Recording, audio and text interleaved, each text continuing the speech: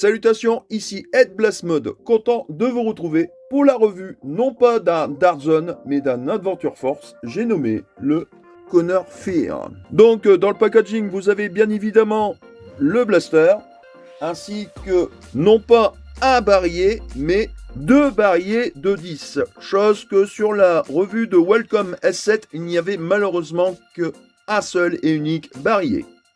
Et bien évidemment, vous avez aussi 10 fléchettes Waffle Dart fournies dans le packaging. Et bien évidemment, vous avez la notice d'utilisation où on met les piles, etc. etc. À savoir que au-dessus, c'est en anglais et en dessous, c'est en français.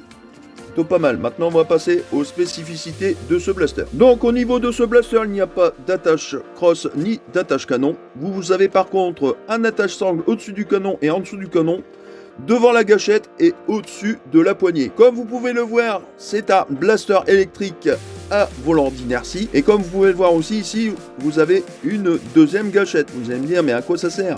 Cette gâchette-là, c'est que par exemple, vous avez un mur à côté de vous, vous vous planquez derrière le mur.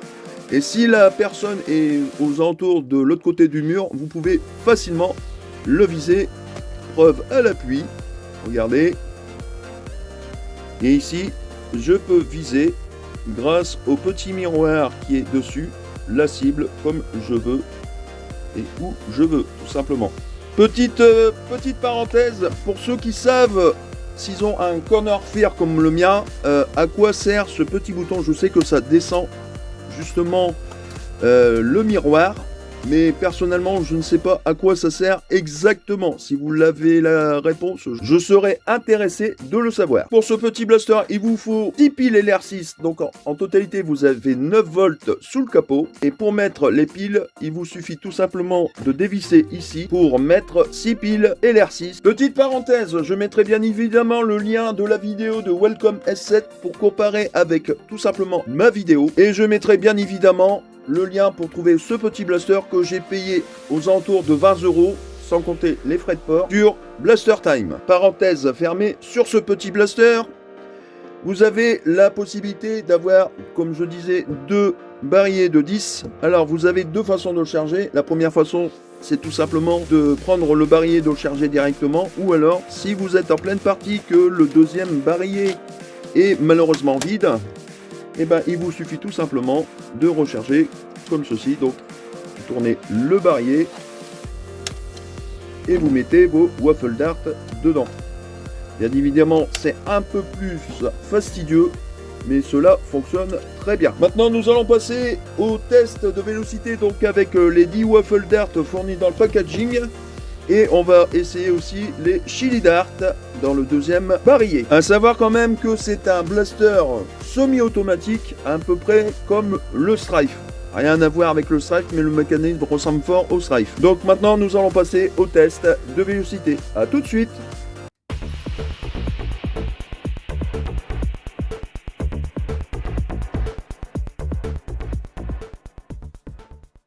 Nous revoici au test de vélocité avec les Waffle Dart fournis dans le packaging.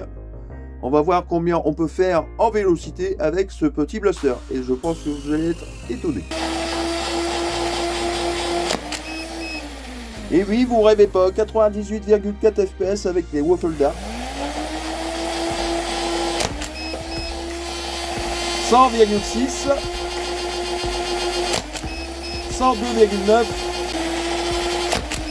101 FPS, 103,6, 93,4, 82,3, et les trois dernières, on va le faire en full automatique. 102,9, comme vous pouvez le voir avec des Waffle Dart, franchement, c'est plutôt pas mal. Maintenant, on va passer avec les Chili Dart pour savoir si on peut faire plus de performance qu'avec les Waffle Dart. 101 FPS. 102,6. 102,3, c'est assez constant quand même. 101 FPS. 101,3, 102 FPS. 100,6 FPS. 100,3 FPS. Alors à savoir que bien évidemment les piles ne sont pas neuves. 97,4 et enfin la dernière fléchette 99,7. À savoir une petite chose, c'est que ce petit blaster était assez énergivore. Bon, maintenant nous allons passer au test de distance et après on passera à la conclusion de ce blaster. A tout de suite.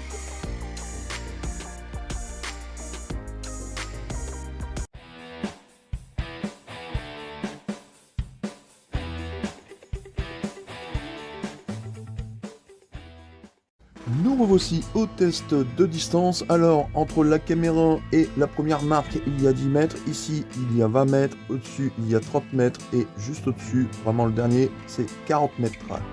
Donc, on va voir avec les tirs tendus ce qu'on peut faire en distance. Au niveau du barillet, j'ai mis 5 fléchettes Waffle Dart et 5 fléchettes Chili Dart pour voir les performances qu'on peut faire en distance.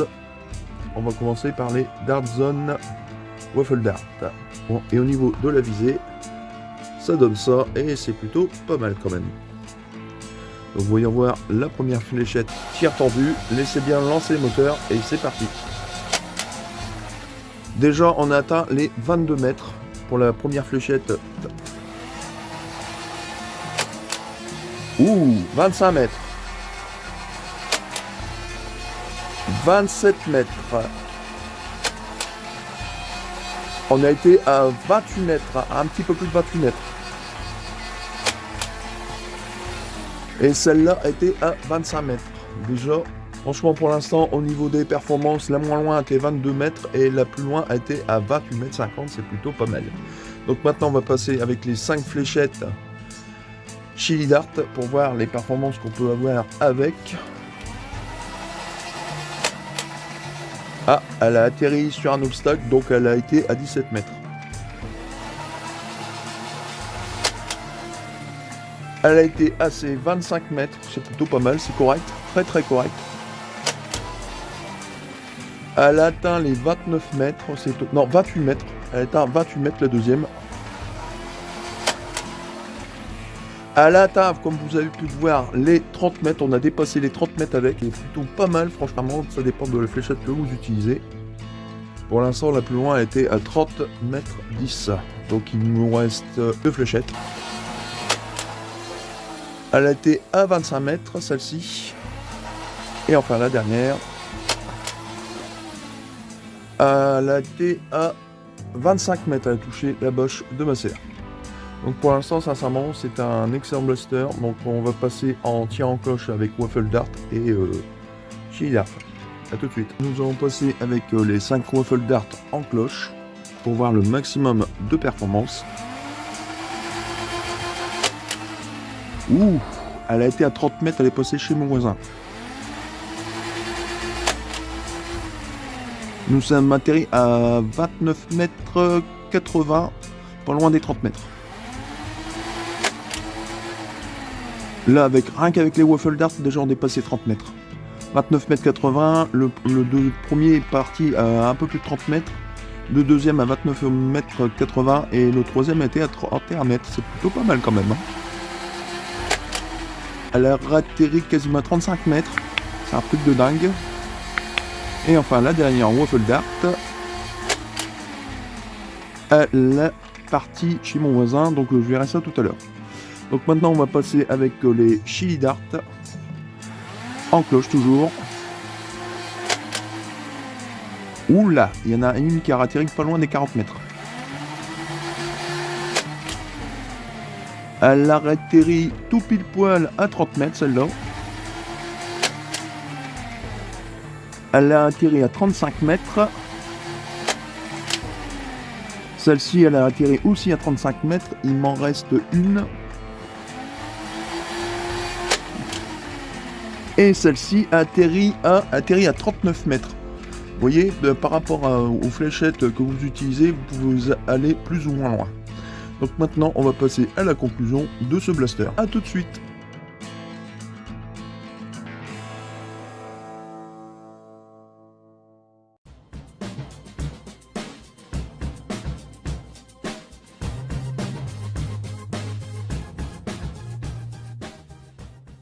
Nous revoici à la conclusion de ce blaster. Petite parenthèse, j'ai oublié de faire la présentation des rails de personnalisation qu'il y a sur le blaster. Donc vous en avez un à l'avant, le système ici qui est assez dur quand même à retirer, mais on peut quand même le retirer. C'est le seul et unique accessoire qu'on peut retirer sur le blaster. Et comme vous pouvez voir, c'est les mêmes rails que le Spectrum. Et ici vous avez un rail de personnalisation, mais comme vous pouvez le voir, le système ici est fixe, on ne peut pas le déplacer. À part ça, c'est un excellent blaster.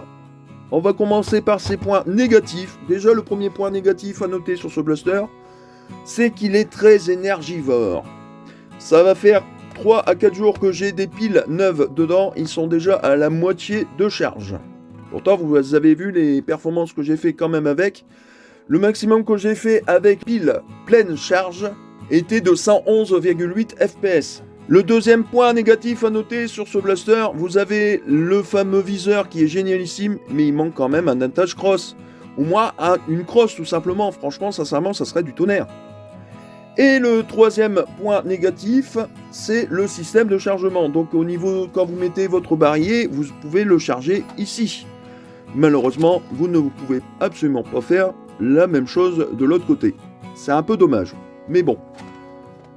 À part ces petits points négatifs, il est génialissime. Moi, personnellement, j'utilise souvent ce système-là pour viser littéralement dans les coins, et franchement, c'est génialissime. Au niveau de ces points positifs, très ergonomique, franchement, la poignée du tonnerre. Ce système-là est génialissime. À part, bien évidemment, si vous forcez un peu trop sans appuyer sur le bouton, c'est pas trop bon pour le blaster, pour le mécanisme à l'intérieur.